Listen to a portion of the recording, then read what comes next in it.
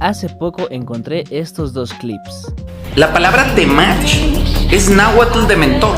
Dijiste Que Temach significa maestro en náhuatl. pero no te molestaste en verificar ese dato y luego resultó que era sobrino. Y ya cuando todos saben que te pusiste... Los dos hablan de la palabra temach en náhuatl.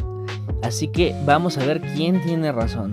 Primero, cabe aclarar que el náhuatl no es un idioma estandarizado, por lo que cambia mucho entre regiones hablantes del náhuatl.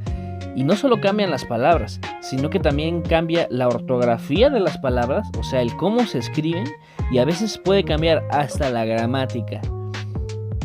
La palabra temach no significa ni maestro ni sobrino.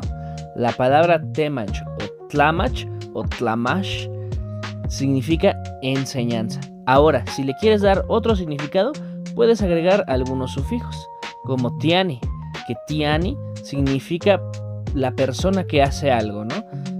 Temachtiani o tlamachtiani significaría persona que enseña, o sea, maestro. También puedes agregar tilishtli, que es un sufijo que indica que es una disciplina o un campo de estudio, ¿no? Temachtilishtli o tlamachtilishtli significaría clase, lección o estudio. Por otro lado, la palabra sobrino en náhuatl hay casi una forma diferente de decir sobrino en cada región. Machtli, Piotl, Mashcone, Tecniu, Tehueltiu, Setlamampan. Esas son algunas de las diferentes formas de decir sobrino en náhuatl que encontré. Y entonces lo que muchos de ustedes se han de estar preguntando es: ¿se pueden entender y comunicar entre diferentes regiones náhuatl hablantes? Pues sí, así como los mexicanos nos podemos comunicar con otros países hispanohablantes que también tienen vocabulario diferente y que a veces también cambian la gramática. Por ejemplo, en Argentina, poder en segunda persona se conjuga como podés, y aquí en México lo conjugamos como puedes.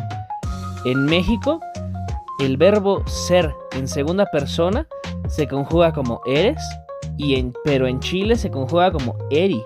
O la palabra frijoles, que en otros lados les dicen alubias, habichuelos, porotos, y aquí les decimos frijoles. Así les pasa a los hablantes del náhuatl.